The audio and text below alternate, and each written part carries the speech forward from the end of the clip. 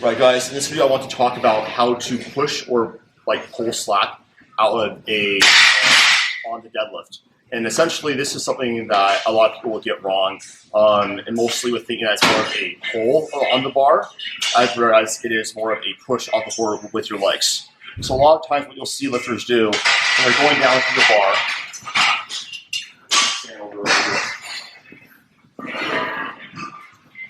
when they go down to the bar, when they're not having enough slack out of the bar, they'll go down to the bar, they'll start pushing, they'll kind of just go forward, they'll fall forward, and then they'll go up. And that's a sign that you don't have slack out of the bar, or what's going to happen is that we'll hear a click in the bar when they go and they essentially move the deadlift.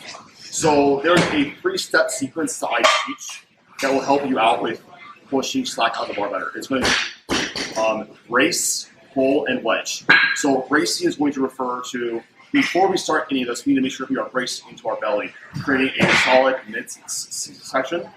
And then basically pulling yourself into the bar is going to be going down to the bar with our arms as we can't have them, and trying to basically pull the slack out of the bar kind of like this, going up on it.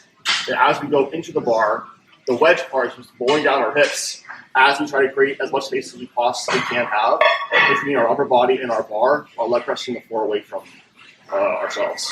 So if you stand over here, I'm going to show you the wrong way that the people do this versus the right way. So this is the wrong way. I don't have any slack here. I'm just like this. And my shoulders fall forward, and then I pull. It's a power leak.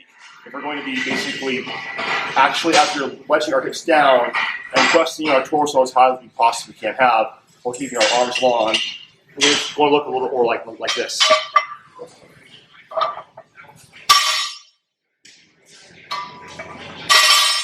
So brace, pull, wedge. Again, breathe into your belly, thrust your torso as high as you possibly can have them, and then as you're lowering down your hips and wedging into the bar, think about your hips on a fulcrum or a lever, and you're trying to just create as much space between your upper body and the barbell as possible as your leg pressing the floor away from you. So try that quick tip, and it should help out your deadlift. All right, guys. So really quickly, I wanted to go over a few examples of my clients. We're talking sort of about this sort of process of wedging your hips down into the bar, which is also essentially how you pull the slack out of the bar. It basically is, once you understand how to wedge your hips into the bar, you can really see how this works. So if we are looking at Philip, my client from Sweden, when he goes down to the bar, you can see, so again, there's three parts. You want to brace first before you even start to pull into the bar. The pull is when you're thrusting your torso as high as you possibly can against the bar. The wedge is basically this portion of the lift that Philip is doing. Or if you look at, essentially, just slow it down, you can see that Philip, when he goes up right here, Philip does a bottom-up setup, where basically what that was going to be is where at the bottom of the deadlift, you're going to actually get your air, whereas somebody like myself, I do a top-down setup. It's really just personal preference. I try to teach mostly a top-down setup. It just reduces the amount of steps you have to do at the bar. But it just depends on the person. You can see he sets his hook grip, then he pulls up on the bar, just like that. You can see how he's doing that. Basically creating as much length between his arms and the bar as he possibly can. And then now he's wedging his hips down into the bar. You can see right here as he pulls up and thrusting his torso as high as he possibly can while he's doing that, setting his hips and leg pressing the floor away. And you can see there's a ton of space between his lower body, and there's all this slack out of the bar is pulled out. You can see actually how it's getting pulled out / pushed out.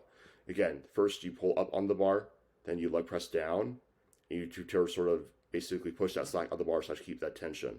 So this is a really great example of this, and there's no surprise that Philip is a 310 kilo, 683 pound deadlifter, because his technique is quite excellent with this part of the deadlift. There's really no wasted movement.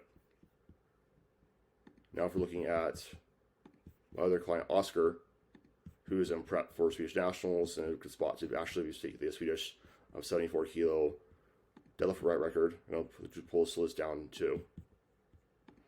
You can see the same thing there. So Oscar has more of a wide stance sumo, so he's going to have a little bit of a slower break off the floor, which is why you can sort of see the difference of pulling styles there. How he has to be so much more patient, but then as soon as it leaves the floor, it's fast. But you can see here again, Oscar braces. He pulls up on the bar, and then he wedges his hips down into the bar. So we're just going to slow this down again.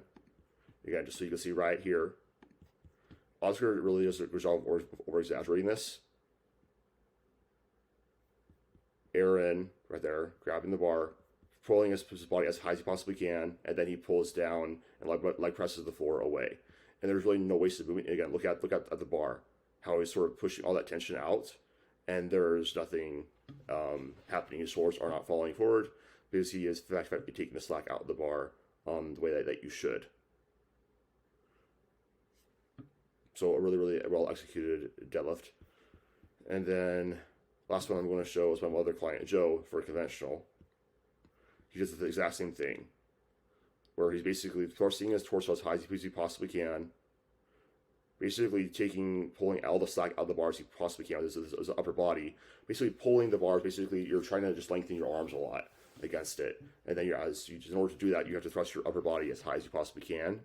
And then wedging is just lowering down your hips and leg pressing the floor away from you while maintaining that same long arm position while pulling your upper body as high as you possibly can. That's what a slack pull is. It's pulling your body as high as you possibly can while wedging your hips down and leg pressing the floor away from you. So hopefully this was informative. If you guys have any questions, just let me know.